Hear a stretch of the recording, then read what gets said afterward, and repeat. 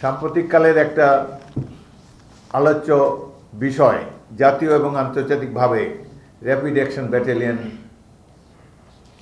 এই rapid action battalion অসংখ্য হত্যাকাণ্ডের সাথে জড়িত। মানবাধিকার লঙ্ঘনের কারণে ইতিমধ্যে আমেরিকা যুক্তরাষ্ট্র কর্তৃক তাদেরকে উপর নিষেধাজ্ঞা জারি করা হয়েছে। জাতিসংঘেরও মানবাধিকার বিষয়ক যে কমিটি, তারাও র্যাবের কর্মকাণ্ডের প্রতি বিরূপ মনোভাব পোষণ করে। এই সমস্ত কর্মকাণ্ড বিচারণ করে এই কমিটি র্যাবকে বিলুপ্ত করার জন্য সুপারিশ করেছে। পুলিশ কর্তৃক যাকে যখন খুশি ইচ্ছা গ্রেফতার, আটক, তুলে নিয়ে যাওয়ার পর অস্বীকার করা, অতঃপর আইন বিধানের বিধির তোয়াক্কা না করে যতদিন খুশি আটক, গুম করে রাখার যে একটা অপসংস্কৃতি গত 16 বছরে ফ্যাসিবাদী সরকার নিয়মে পরিণত করেছে।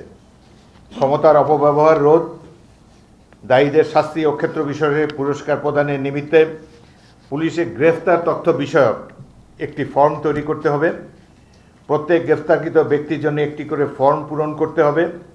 সেখানে সংশ্লিষ্ট গ্রেফতারকারী কর্মকর্তা এবং ভারপ্রাপ্ত কর্মকর্তা এবং ইউনিট প্রধান স্বাক্ষর করবেন সেই ফর্মের একটি কপি গ্রেফতারকৃত ব্যক্তিকেও প্রদান করতে হবে।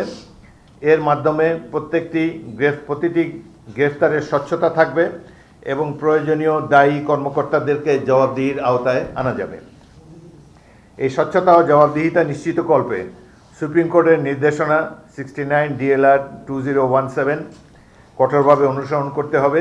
ব্যত্যয়ে সংশ্লিষ্ট পুলিশ কর্মকর্তা ও কর্মচারী ফৌজদারি অপরাধী বলে গণ্য হবেন।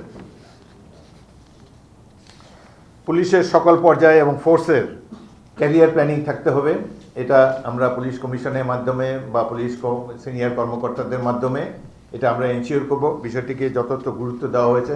পুলিশের কেবলমাত্র অমুক জেলায় বাড়ি এই কারণে যেন তার প্রমোশন হয় এবং নানাবিধ কারণে কথিত কল্পকাহিনীতে কোনো একজন মেধাবী পুলিশ কর্মকর্তাকে বঞ্চিত করা, এই সুযোগ আমরা আর কাউকে দিতে চাই না।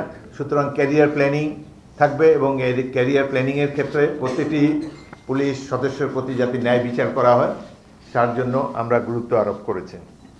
বর্ণিত এই অবস্থায় মূল বিবেচনাকে নিয়ে বর্ণিত অবস্থার এই যে পুলিশ বাহিনীর এই যে অবমূল্যায়ন এবং যে তাদের যে দুর্বৃত্তায়ন, এদিকে বিবেচনা নিয়েই সুপারিশমালা প্রণয়ন করা হয়েছে। আশা করা যায় এটি বাস্তবায়িত হলে পুলিশ বিভাগের দায়িত্ব পালনের ক্ষেত্রে নানাবিধ অসঙ্গতি অনেকাংশে দূর হয়ে যাবে। পুলিশ ও জনগণের মধ্যে বিদ্যমান সম্পর্ক উন্নত আরও হবে। পুলিশের নিকট থেকে জনগণের প্রত্যাশিত সেবা প্রাপ্তি আরও সহজতর হবে।